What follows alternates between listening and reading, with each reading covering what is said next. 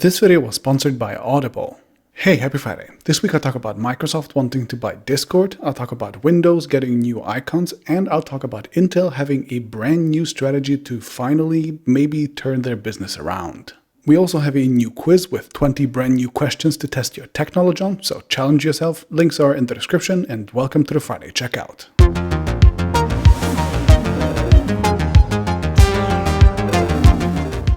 Starting with the most important releases of the week, we have 3 new flagship phone series from OnePlus, Vivo, and Black Shark, each with Pro and non-Pro models. We have 3 sort of ultra-aggressively priced upper mid-range series from Poco and Realme. I particularly like the design of the F3 here, and we have a few wild cards. First, the Sega Astro City Mini, which is a ridiculously cute tiny version of the classic Sega arcade machine. Then the Sigma FPL, which the company calls, quote, the world's smallest and lightest full-frame single-less mirrorless camera. And yeah, that sensor looks huge in that tiny body. And finally, we have new $500 high-end ANC headphones from Bang & Olufsen. There were around 50 more new launches just this week, and you can find all of them, including prices and links, in our release monitor that is down in the description. Okay, my first story of the week will be Microsoft apparently wanting to buy Discord for at least $10 billion.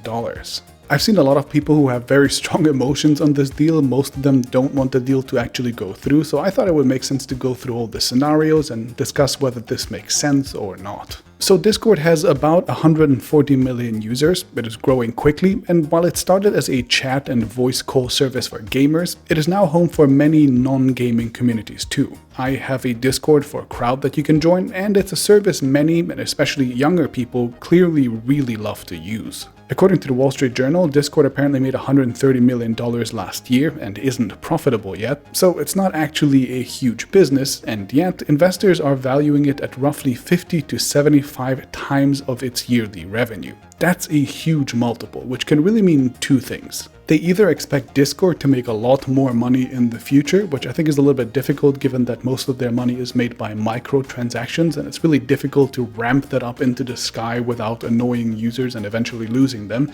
Or they think that Discord, at least the community of Discord, is worth more than Discord itself alone as an independent company can make from it.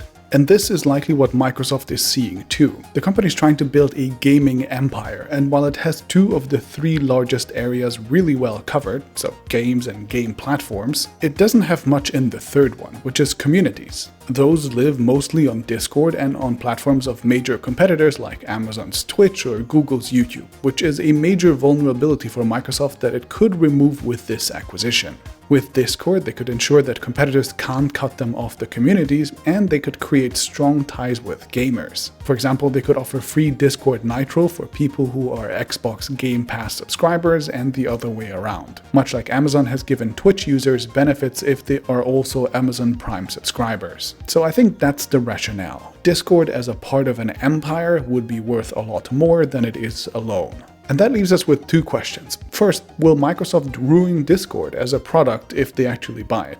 And I know many people have PTSD from Microsoft's previous acquisitions, for example from Skype, but I don't actually think that is a major worry here. I don't think they'd ruin Discord. All of Microsoft's latest platform acquisitions have worked the same way, pretty much. Buy the company, give it way more resources than it had before, move their servers to Azure, and leave them to do their own thing, apart from a few integrations with the Microsoft universe where they make sense. These platforms, and Discord too, aren't broken, so there's no real need to fundamentally change them. And the second question is whether this acquisition would be a good thing overall. And here I'm actually kind of skeptical. I don't think it is healthy for the internet or for the economy if the big giants are constantly gobbling up all the smaller tech companies and creating bigger and bigger monopolies. I actually think it would be better for us, the consumers, and the internet as a whole if Discord and companies like it thrived on their own. Okay, and while we are at Microsoft, my second story will be a short one. Windows Insider builds are getting new icons in the File Explorer, and I have mixed feelings. I mean, most visual changes like this usually get a lot of hate initially, and for me this update is somewhere in the middle. I'm not like in love with the aesthetics, and I can't understand why the download button is a skinny arrow when everything else is like a solid block, but I do like that these are much more consistent in style with the rest of Microsoft's icons, including the Office icons or To Do or Mail, so that's a plus. Okay, and my final story of the week will be all the things Intel announced at their big event called Intel Unleashed. If you hadn't heard yet, the company recently got a new CEO. He's called Pat Gelsinger. He is a super charismatic engineer, and he laid out his vision for attempting to turn things around at Intel. First, the company says it will significantly increase their investments into manufacturing chips, and it will open up new fabs in both the US and Europe. They have already announced one in Arizona earlier and expect to announce one more in the US and one in the EU this year. Second, the company is separating their fab business into a semi-independent company who will make chips not only for Intel but also for third-party companies. Apparently everyone from Qualcomm to Amazon and Microsoft have expressed interest, although curiously AMD is missing from this list, but Satya Nadella was on call to say how much he loves Intel, and Pat even name-dropped that he hopes to explore having Apple as a client. Kind of ironic given that the company just ran a whole silly ad campaign bashing Apple for not using their chips in Macs anymore, but okay. And third, they also said that they would outsource more of their manufacturing to other fabs like TSMC. Now Intel already does this to some degree. In fact, they kind of spend more money at TSMC than AMD does, but they are apparently going to do just much more of that. So in other words, they're basically decoupling their manufacturing from their chip design, kind of how Samsung decoupled theirs and their fabs now make chips for Qualcomm and Nvidia and whoever.